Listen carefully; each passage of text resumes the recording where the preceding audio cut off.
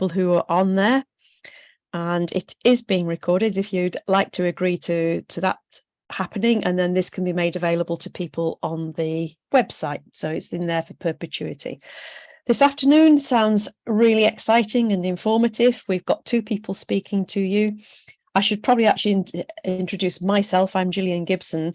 I coordinate the fellows, and I have been badgering people and bending arms and getting people to do talks for me for quite some length of time. And it is now time for Alex and Sanja to deliver their talk. And we're talking about air pollution, looking at it from 2 completely different perspectives. Alex comes from a background of public health, and Sanja comes from a background of, I'm going to say chemistry, but she'll fill all of us in properly on what she really does when she takes over a little bit later on. So you've heard enough of me. I will hand over to Alex to start us off for the afternoon, please. Okay, well, thank you very much. Please let me know if I don't talk loud enough or if I go beyond time. A talk from me is almost impossible to run without mentioning iodine. So we're going to talk about air pollution and local burden of disease, but how did I get into that? Because I'm a medic. I started out as a very young doctor in the far north of Pakistan, in the big Karakoram mountains up there, with small villages tucked on the side of a hillside so that there was room to grow their crops. An area that was very mountainous and very, very controlled by the local topography and the local geology, although I didn't really appreciate that initially. But what got me going was the local people said to me that on our side of the river, the left, if you like, there's a little bit of goitre, swellings of the thyroid, and on the far side of the river, there's a huge amount of goitre. And so I thought, well, I'll look into this and see what's going on. I looked at about 3,000 people, saw a lot of goitres, and tried to find the differences, because there was a clear difference. Was it the way society ran? Was it a historical thing? Was it a different culture between villages? Environment I thought of more in terms of the village environment, until the geologist pointed out the geology. And I couldn't find much difference until I looked at the geology. And then I discovered that the geology was very important, and the main Karakoram thrust cut the area in 2 just to the north of the river. I lived in that place, Huplu, on the right.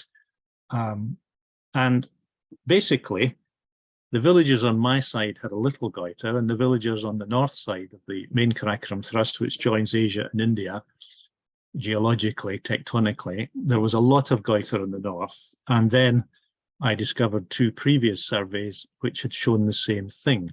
And so I became very interested in the whole environmental aspect of health. But as I further looked into iodine deficiency disorders, I realized that the social environment was also important. In North Pakistan, there was no social differences, and the biochemistry across the community was very similar, and the geochemistry of iodine was very similar, but there were other things geologically that were going on. So the environment mattered in Pakistan, but in China, it was the social differences. The regional biochemistry, the regional soil iodine was much the same, but the poorer villages had a lot more goitre than the richer villages. And the social and the environmental aspects interact a lot. So we moved from iodine to public health. I came back to the UK, and because of my iodine interest, I was encouraged to join SEGH, which I did many, many years ago, and found collaboration and community that helped me understand environmental aspects, helped me to look at the environment, not as a geochemist, but more in the way that geochemists did. And I used that right through my years working in the Health Protection Agency, Public Health England, and latterly in the UK Health Security Agency. But it was SEGH and the community that made such a difference to me and gave me my annual CPD on environmental issues, my annual top-up of education. And so I recognize... Sorry, could I just... I'm going to interrupt you. What very... Yeah, that's fine. Thank you. I recognized that there was the built environment, business, mobile, and residential, as I call it, and the natural environment, air, land, and water, interacting with the social environment, the people, the cultures that they're in, and the relationships that happen there. And that understanding arising out of a lot of the work that we did in SEGH together, with Andrew Hursthouse and with Mike Ramsey and others, that helped me enormously in my public health career. What happens in public health? Well, in the northwest of England, where I spent my time, people would come to us with a problem. And this problem is not particularly air quality, but it's environment. 2 small children under the age of 2 died a year apart from a very rare disease. And the community got worried. Is there something wrong in the community? And we spent 3 years looking at it. We looked at the air, we looked at the land, we looked at the water. We found some volatile contaminants in the soils, in soil gas, but we couldn't find the source. So it wasn't a big source. We found that the houses weren't built as well as they should have been, and the gas-tight membranes under the floor weren't intact. And the land was contaminated with methane, and that meant that legally in the UK it became contaminated land. The lack of gas-tight membranes meant there was an explosion risk. We found a lot out about the houses, but we didn't find any cause for leukemia.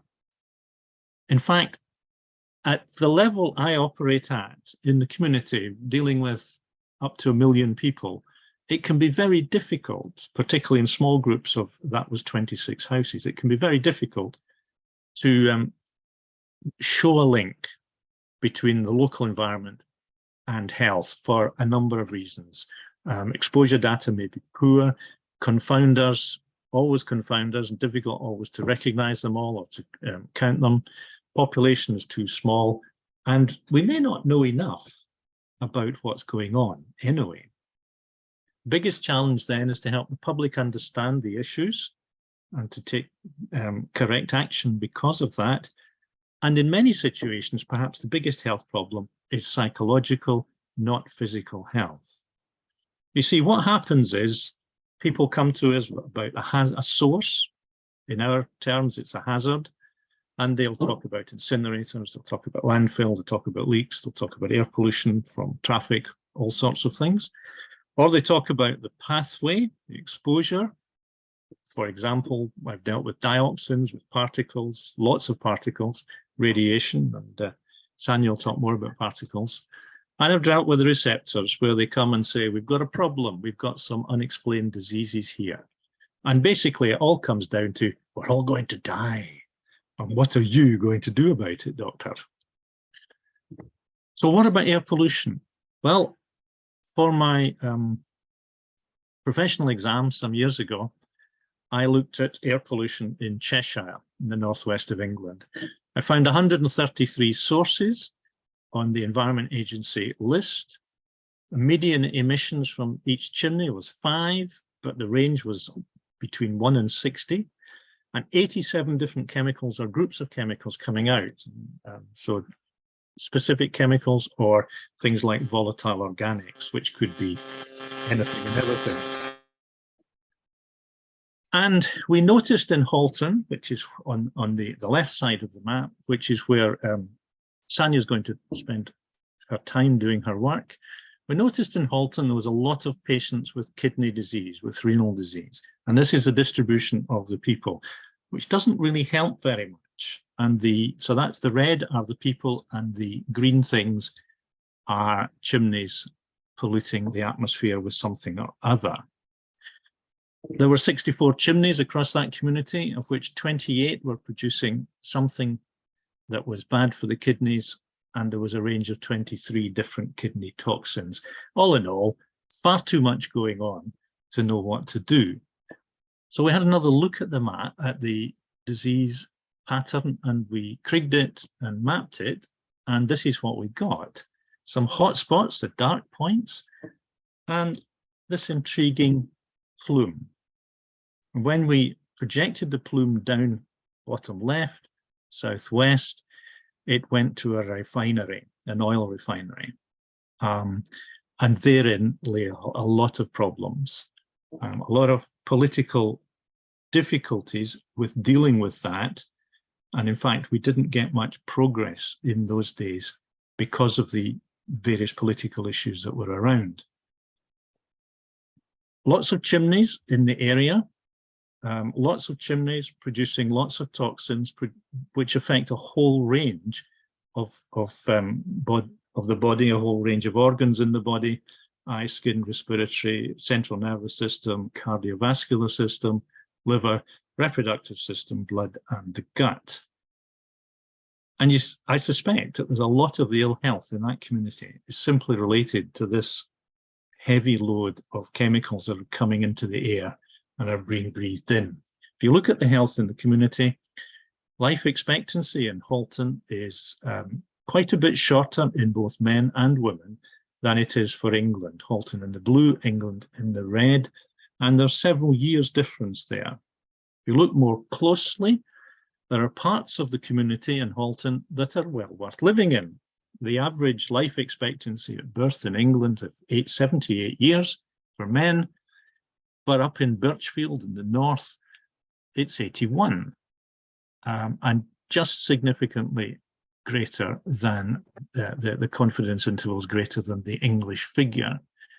Down Halton Castle, one of the poorer areas, the life expectancy is 2 years less, although the confidence intervals cross, and so you can argue that it's not lower than England, but certainly a difference between Halton Castle and Birchfield. So even at a local level, we can measure health at a local level. If we look at respiratory disease, then if we take England as 100, these are fancy stats that you do in public health, a standardized mortality ratio taking into account age and sex. So Birchfield in the north has got a much reduced death rate from respiratory disease, something around half of the English total, whereas Halton Castle has something like a 50% increase. A huge difference in respiratory disease by geography, probably not so much geography, possibly environmental conditions, compounding poverty. And coronary heart disease, it shows a similar picture. The rich area in the north is generally better, poorer, lower death rates than in England, although the numbers are small, and so the wide confidence intervals. Halton Castle, there's even more coronary heart disease than there is respiratory disease, and that's over double, that maybe up to 3 times. That is really, really bad.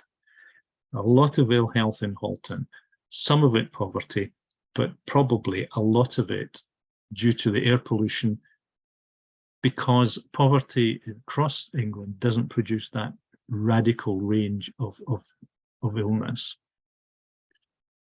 So a few years ago now, the Committee on the Medical Effects of Air Pollution worked at a national level, because at a national level you get enough statistics, enough people to make the statistics work.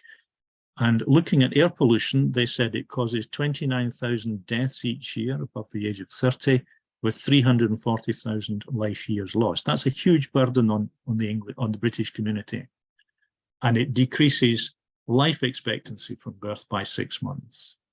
Well, that's a national figure, and it wasn't terribly helpful in some ways. And a lot of people said, well, can we have something down at the local level? So they took this and they put it down to the local level using the modeling they'd done there, adding in the local demography, the age, sex distribution, and the local mortality rates, or whatever they were, and they produced a nice table.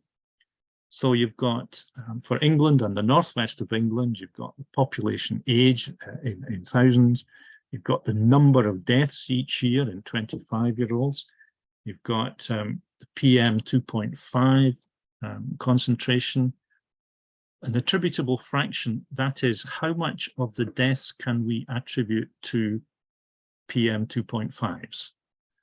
And then the number of deaths that produces and the number of years life lost. And that's done for every local authority in England. But looking at Halton, what this means is, so although the numbers don't vary a lot, you can't really compare the attributable fraction numbers or even the deaths with other communities because the age, sex, and death distribution changes the picture locally. But what it does is it gives the local authority some idea of the burden of disease in their community.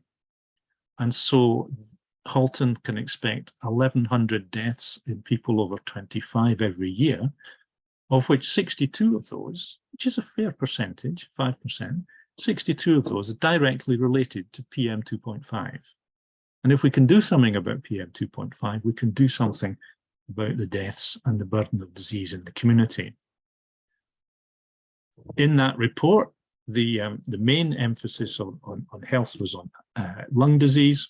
So asthma increases, lung function decreases, admissions to hospital go up, and deaths go up when there's a short-term exposure to 2.5s or less particles less than 2.5. Long-term exposure is largely death, they say. Relative risk, long-term far outweighs the short-term. PM 2.5s are far more dangerous than PM 10s. But now we know that it's not just respiratory conditions, but a whole range of conditions and a whole range of organs that are affected by particles. And they're really, really very bad for you.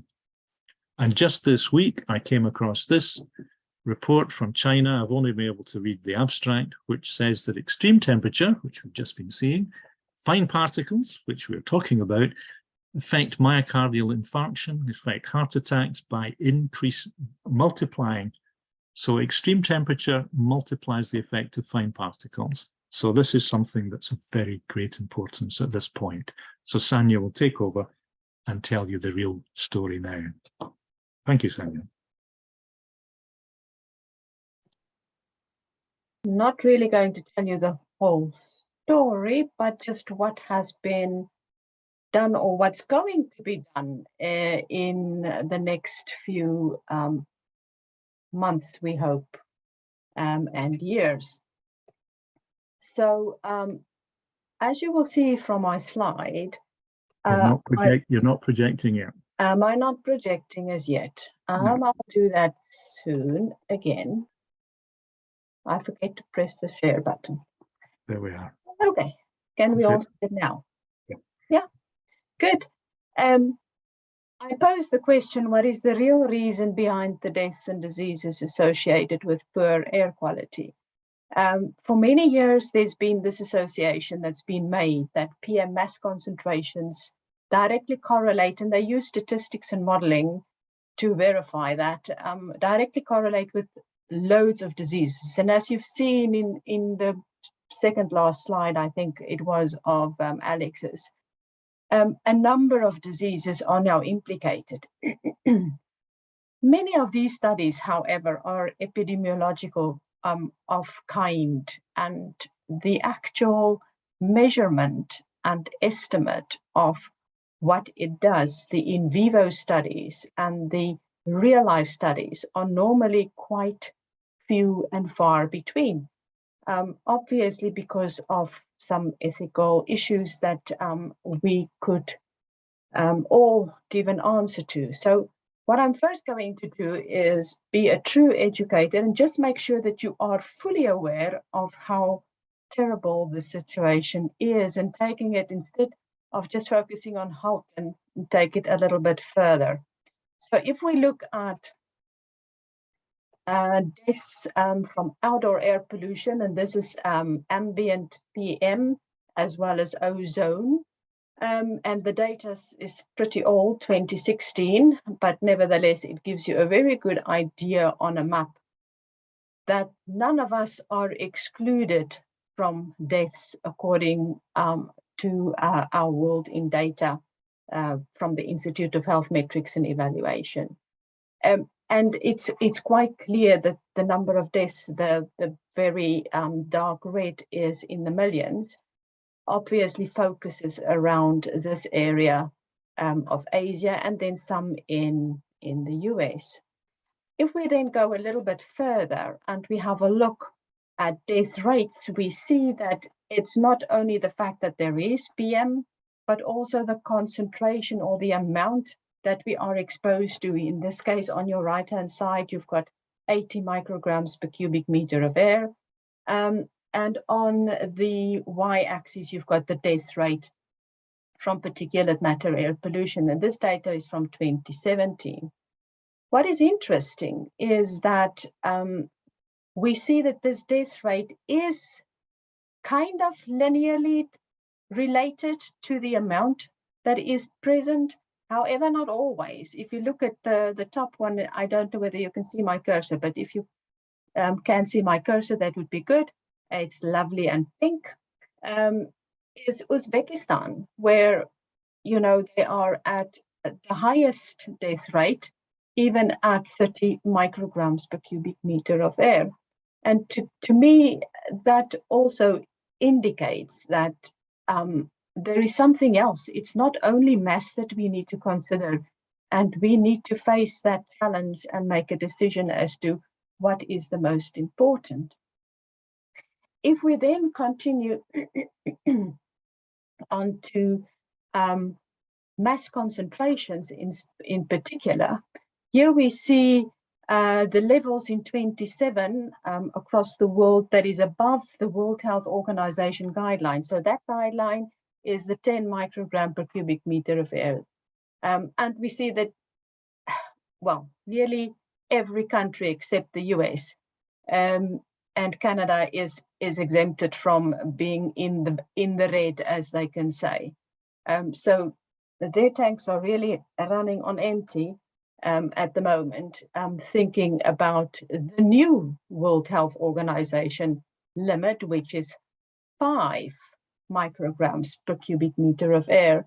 And here we see that in the old system, that is the 10 micrograms, the fine particulate matter affected less than 1%. However, with the new guidelines, more than 97% would be of the world population would be exposed to levels that are too high.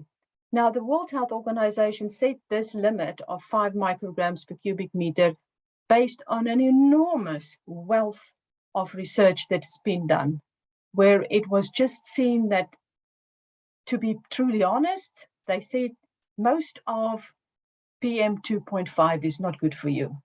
Even 5 micrograms per cubic meter of air is pushing it.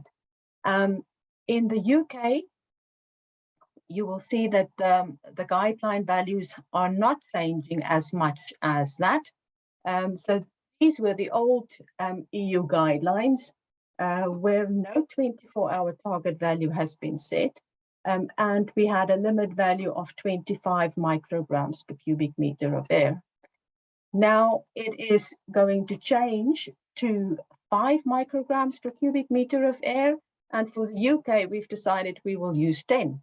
I don't know whether you've noticed what Alex has put up for Halton, or for the statistics where he had the Northwest and he had England and then he had Halton, and the average PM 2.5. And the average PM 2.5 was just below 10. And that is one of the issues, is that the UK has set it to 10 micrograms per cubic meter of air, despite the fact that evidence shows that that is too high. And that is because they could then easily legislate that. Most councils will eventually achieve that. And I think that that is not the right thing to do. So probably somebody from DEFRA would now kill me, but that's okay. The question, though, that one has to ask yourself, are these compliances with guidelines going to ensure that we live healthier? And I'm quite sure from the discussion that Alex has just had, we are facing more issues here than just PM 2.5 or just air pollution. We've got several hazards that we are facing that we need to to put into context, one of the issues here with all of these is that we've got lots of information available on the internet these days. The news is always negative, so it doesn't give you the full truth. It's always biased. And so communities get some information, but it's not necessarily the full truth. And that leaves them with panic situations and anxiety. And then perhaps it's true what Alex has said, that the biggest health challenge is psychological. That psychological impact of, doctor, am I going to die? Are these things going to cause me to eventually pass away much sooner than what I was supposed to? Now, passing away, in my opinion, is not the end of the world. On the other hand, if you then have to rather live long, but live with cancer, live with the pain of COPD, then it becomes a different story. Then I want government to step in and do something about these. And one of the things that we can do is to start educating. We need to educate the public. Everyone is talking about your carbon literacy these days, but nobody really talks about air pollution literacy. We need to educate people not only in carbon literacy or in climate change literacy, but also in air pollution. And the only way that we can do that is with research. What can we do to start addressing these challenges? As you've seen, it is quite a complex situation. What we can do is to investigate what is the extent of exposure, what are the potential sources, and what are the potential risks for the receptors, the you and me. Or what could they possibly be? And then when we do that, we have to find a link between the chemical character, or that is one of the things that we can do. That is my specialty, is working with particulate matter. Find a link between the chemical character to emission sources, where it comes from, so that we can identify the culprits and simultaneously estimate their fate upon exposure, either through ingestion or inhalation or dermal pathways. And when we do that, when we've got this chemical character to the fine, and we have quantified and find the speciation as well as the structural information, then we have to go to the exposure studies and do some either in vitro or in vivo work. That would then provide us with a better risk assessment than just saying 5 micrograms per cubic meter of particles of PM2.5 will cause this kind of cardiovascular risk, or would cause this percentage of respiratory risk. Because what we need to know is what is in those particles that would cause this risk. That is the important challenge, I think, that those of us who are interested in the analytical chemistry of the environment would have to answer. And then, of course, we are responsible as scientists to continue on from this, to develop some smart materials to either encapsulate, absorb these chemicals and convert them into lower risk chemicals or lower risk components. We have to formulate and instigate new policies and strategies to minimize exposure. If we don't do that, then we can just ask ourselves, so what? You found what the risk is, but so what? What is going to happen? So one such situation that we are trying to mediate at the moment is that from Halton.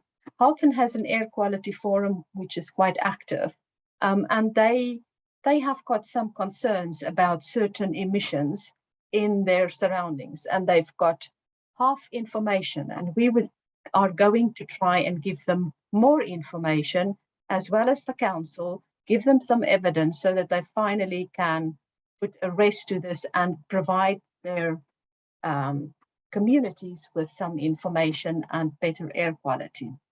So to do that, I first have to just talk a little bit about me and where I started. I came to the country in 2010 as an air pollution particulate matter expert. working mainly on single particle analysis. And then I was exposed to road dust. One of the colleagues here said, don't you want to analyze this road dust? And I started working on this and suddenly discovered that there is a lot to learn from road dust, and that road dust is quite an extensive part of airborne particulate matter. And so I attended my first SEGH conference in Edge Hill in 2011. And I said to my husband afterwards, I've never, ever been to a conference that I could really listen to each and every talk and take something away from there. It was such an eye-opener. The next one I attended was the one in Northumbria, where I talked a little bit more about dust and some contaminated soil.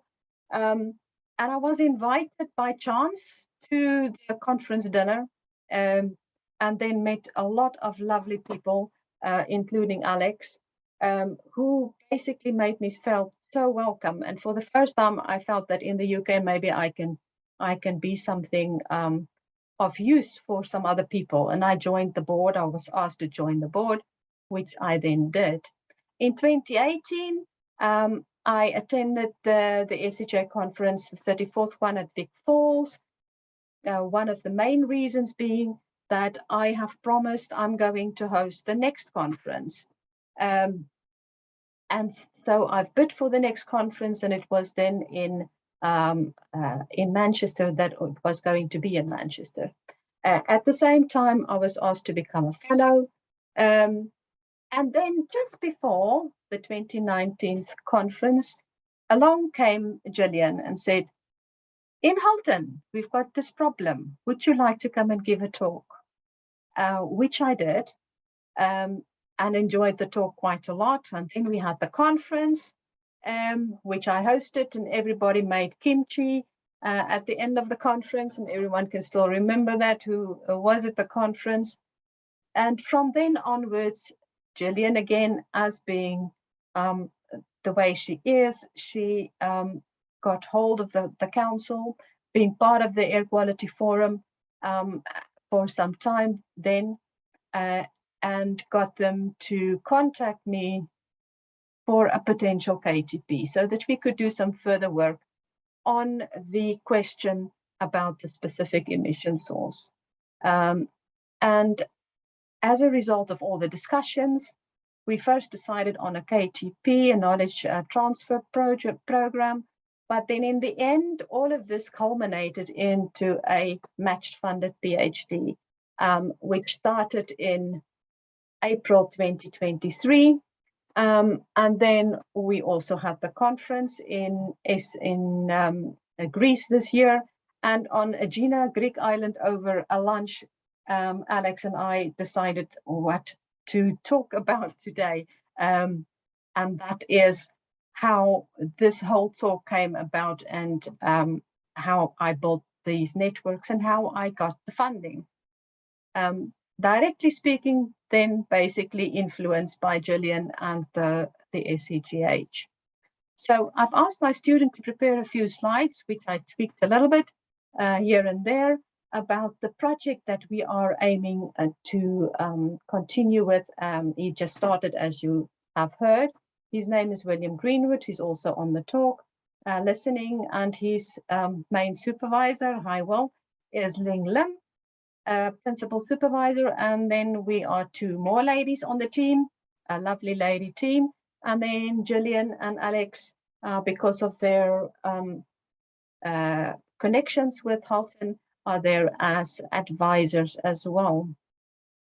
So the first thing is then the questions that we wanted to answer. So we wanted to know, or want to know, what are the major sources influencing the air quality in the borough, and then can we improve the modeling of the dispersion of these using composition of the particles, and then continue on to finding out exactly what kind of particles do we have, what is the chemistry behind them, are they secondary inorganic aerosols or mainly organic aerosols, and how would they adversely impact humans and wildlife? And then finally, can we use wildlife as a proxy for predicting health, human health? And as you can see, we are going to mainly focus on particles. And that is purely because of expertise as well as the importance. So here you see a simulation.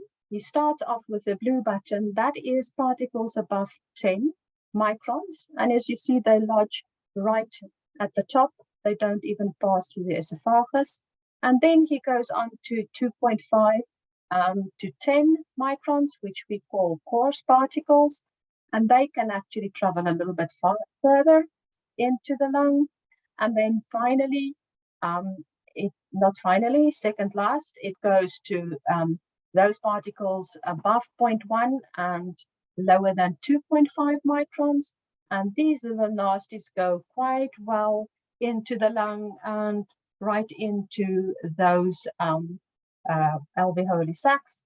And then lastly, the biggest problem of them all, those are the ultrafine particles, and they can actually penetrate through the blood barrier and cause quite a lot of havoc. So we will we will try and work with these type of particles and try and analyze them for their chemical nature, and hopefully then end up with some answers that we can take back to Halton and finally finish a PhD as well. So the idea would then be to first gather some informations, what is already there, what has been done previously, and what information can we get. We're going to hopefully improve modeling by using composition.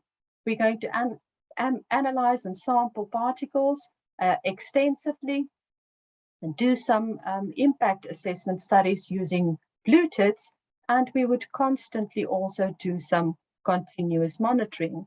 So the impact that we hope would be that the modeling would provide us with robust and better mitigation strategies for the council, which could potentially be used by other councils as well who doesn't have the funding for this kind of research. We hope to improve the USEPA human health risk calculation and predictions for Halton, and then finally link the particulate matter composition and the numbers in lungs of birds as a proxy for human health risk, and we will investigate that. And these things are all closely related. The sampling would feed into the modeling would feed into where the sampling will take place, and the sampling will feed into the glutid work as well. So some of the information gathering that Will has done already is to look at the National Atmospheric Emissions Inventory, which gives us some of the emissions. I know that the map is not particularly brilliant, but the area that we are thinking would be best to sample would be this area around here. However, there are some other sources or emissions that might be of interest, and with our next investigation, we hope to have a better idea of exactly where we will sample. So with the modeling, we will improve existing PM modeling by using chemical parameters that we would find by sampling actively the PM, and therefore be able to provide more detailed information to the models, which is currently not available. And that would be the novelty in part of the modeling. So for the PM characterization, we will do a full suite, which is quite extensive, on particulate matter that will be collected over the period of a year. It would mainly be PM 2.5 and potentially some PM1 work will also be done. We will do several in vitro study types, and we will also do a number of computer-controlled SEM EDX analysis, which would give us the composition of each individual particle.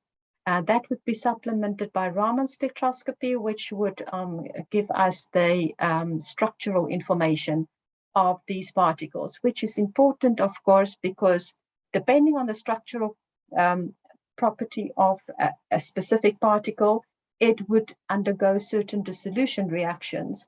And only when it is in a specific oxidation state would it be of particular hazard. And then finally, and I'm going to read this because this is not my expertise, that is the wildlife work that we will be doing. We know that air pollution impacts health of exposed individuals, but also of wildlife. And as a proxy for understanding the impact of PM on health, we will monitor blue tit nests and nest boxes around each of the sampling locations, those locations that we would have identified. The blue tits are one of the most commonly studied model organisms across Europe and Asia, and we will investigate links between PM levels and respiratory health, specifically to determine the quantity and composition of particles that remain in the lungs. So we are going to sacrifice a few birds and have a look at all the particles that would be in there. In previous work, which is what is illustrated here, they did find that where there is high pollution, and this comes from China, there is a lot of particles lodging in the lungs. But what they didn't investigate is the reactivity or solubility in the lung fluid or in the blood. That is not well understood, and that is what we will aim to do. And my final slide is the take-home message. And I'm going to read this again because I can't say it any better. The SEGH is a rich, diverse, active and supportive society. If you want to progress your career and build supportive networks, this is the place for you. You will not go wrong to continue or become a member. And I truly, truly feel that. I would have not been where I am, being a foreigner in the country, if I didn't have the SEGH as a backing. Thank you. Sanja, thank you for that last message. Thank you to both Alex and to Sanja for an informative and interesting talk. And I'm just sitting here and reflecting on the fact that being in Greece was fantastic and we had some great talks and superb posters, but it's actually also really rather nice to have the ability to sit down for an hour and have longer talks and slightly more exploration. And one of the things that really comes through to me from today's talk, well, two things, and they go hand in hand, is first and foremost the level of collaboration, which happens and comes out of many of the meetings which we have. But the second is that we have very, very clearly seen the Society for Environmental Geochemistry and Health. So the two things coming together on the same talk. Thank you both so very much for that. Can I have any questions for Alex and Sanja? And if you'd like to tell me for whom it's directed, that would be really helpful. So if anybody wants to stick a hand up somewhere on the boxes, that would be really good. I'm not seeing anything coming up at the moment, but maybe I'm not handling this very well. I think we've just talked so simply that everybody understood, and we've said everything that needs to be said. Not quite, Sanja. Andrew's got his hand up. Andrew, please. Sorry, hang on. There we go. Hi, folks. Lovely to hear your voices, and a really, really interesting perspective from each of you as usual and as expected. But I just wanted to sort of throw in sort of a comment or query about the sort of exposure scenarios that we have to deal with in our complex human environment, and how much sort of our indoor-outdoor life sort of perhaps compromises some of the assessments we might want to make, because we get monitoring data from the sort of wider urban environment quite conveniently, but we do a lot of things inside that perhaps compromises that sort of evaluation. It's a big sort of bucket type question, I know, but I just wondered what you think. Could make a couple of broad statements on that, Andrew. I think indoor dust has been found to be quite, Sanja will talk more about that. Indoor dust, to my mind, is quite a good proxy for exposures. Indoor air, largely equilibrates with outdoor air in 8 hours. So there's a fair chance that what's falling down into the dust in a house is reasonably representative of what's outside. To my mind, the issue of indoor air isn't so much how does it equate to outside, it's what extras are added into it from all the plastics and chemicals that are around the house. But it's a question I don't know how. Sanja, what do you think? You are quite right, Andrew, and it's because the indoor air and the indoor environment is a micro environment on its own. Each individual house is different, and to draw general conclusions is nearly impossible. I do think that the dust is a good proxy for particulate matter, but that's where it ends. There are so many other things in the house that that it's not a good proxy for. The one thing, for example, is NO2. NO2 is very different inside and outside, and it depends very much on the heating and the cooking that's going on. And then you've got, as you say, the loads of chemicals that has got semi-volatile and volatile components in it that then mixes with those particles, and what do we end up with? You know, and that will differ from house to house. How much bleach do you use? The bleach is one of the biggest issues in terms of forming radicals in the air and then colliding with the fragrances that they have to put in because the bleach doesn't smell nice. and then you form a whole concoction of volatile organic carbons that then goes and sits on the lovely particles that you've got in the house, and then you resuspend them when you vacuum, and then who knows. So Andrew, it's a very pertinent question, and I think that is where research needs to go, is indoor. We know too little. Yeah, I also sort of wonder about our behaviour change. You know, obviously we've been through quite a sort of enforced behaviour change in recent years, but also, you know, sitting sort of thinking, watching terrible sort of news stories about the heat and fires in Central Europe and other parts of the world, and reflecting on climate change and, you know, relatively short-term impacts that's having already, how that might then sort of skew some of the exposures, and also the cost of living crisis with fuel and power. We see a rebound in terms of people burning solid fuel. The right stuff and the wrong stuff, and at the wrong time. So it's one of the reasons why we chemists like yourselves need to be aware of the social aspects of life. We can't ignore them.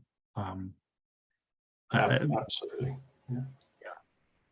It actually might well be that one of the things that comes out, as you quite rightly talk about the cost crisis. I mean, as Sanja was talking about bleach, I'm busy shaking my head, and as she's talking about fragrances, I'm busy shaking my head. And Alex has heard me say umpteen times, chemistry happens, which it absolutely does. But I rather wonder whether the cost of living crisis might actually just possibly have one minor benefit, in as much as people stop plugging in wasteful stuff that gives horrible stuff out into their living rooms, and stop spraying themselves with stuff that they don't really need to have on. And, you know, one of the things that fills me with horror at the moment is keep watching these adverts of additional stuff that you chuck into the washing machine to enable your clothes to continue to smell of whatever it happens to be. So, you know, all of those fragrances, if you can smell it, it's obviously a VOC. It's as simple as that. So all of those things which we well, precisely. So, you know, if we're putting all of those things into the atmosphere at the moment and they're reacting within our homes, Sanja is absolutely right. What have we got in there? And we don't know, and we can't evaluate it.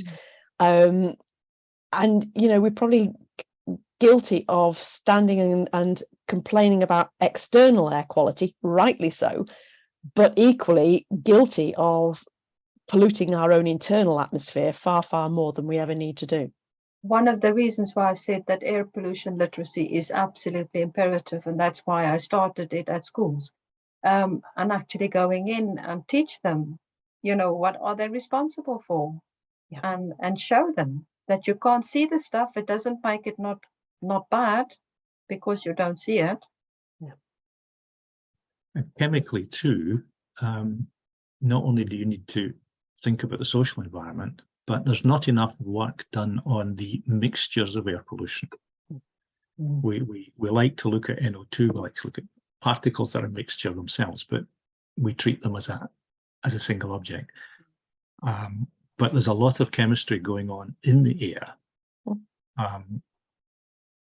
And is it, you know, how much is it the chemistry that matters, and how much is it the single chemical that matters? I have no idea. Well, interestingly, Alex, I'm going to jump in as well, and there's a nice discussion going on here, and come back to the Northwest. When IPPC came on board and we were doing evaluations for that, I don't know if you can recall. IPPC being permitting for yes, thank you, sorry.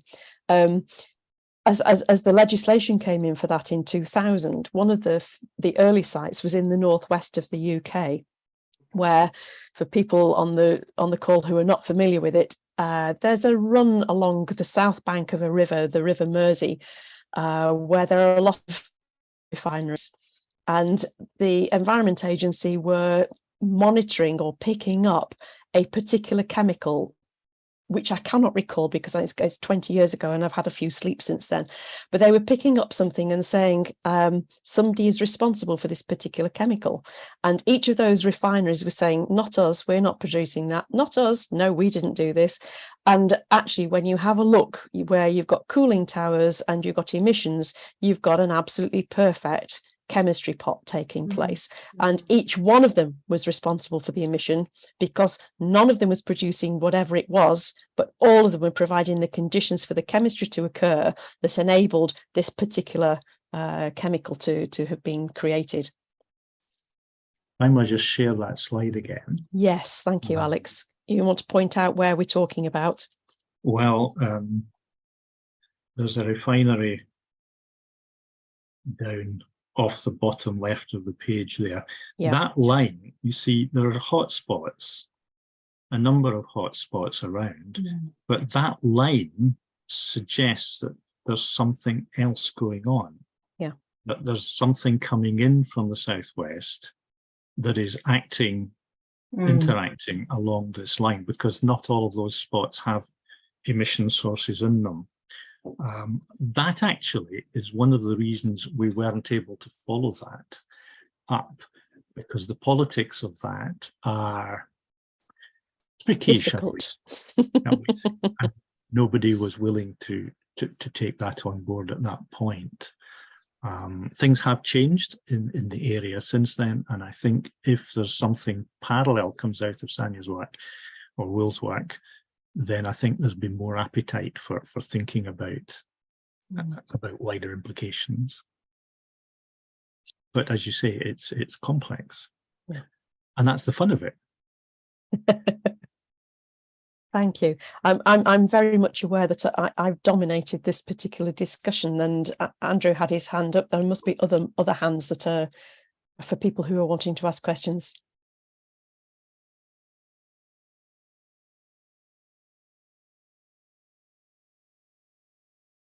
No, we're two minutes to go. You can either jump in now and ask a question, or I can say thank you very much to our speakers, and we can all go and do whatever we do at 3 o'clock. Yeah. I'll just say one more word. Yep. Radon. Ah, yes. You're on the edge of a radon area in Halton. Yeah. And it's a particle, well, it operates as particles.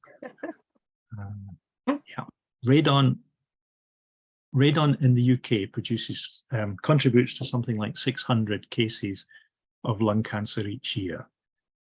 but you cannot work out which lung cancer has had radon in it. Yeah. It's a modelled approach.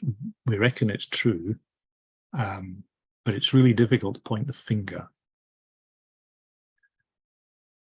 Don't smoke. If you've got radon, don't smoke. There are other reasons for not smoking too, but Or vape. Oh yes, well, there's a whole different story, and hopefully at some point somebody's going to do a piece of research, and I can get them to talk about it on our fellows talks. But I think that's a way off yet. Go on. Can I ask one question, Andrew? course. Do you know of anybody in SEGH who understands radon? We had a radon talk in Greece. Yes, we did. We did. That's one of the things that stimulated some questions. The UK, the England map of radon is not dissimilar to the England map of endemic goitre in the 1920s. And the same is true in a number of countries, but not everywhere. So there's something interesting going on there.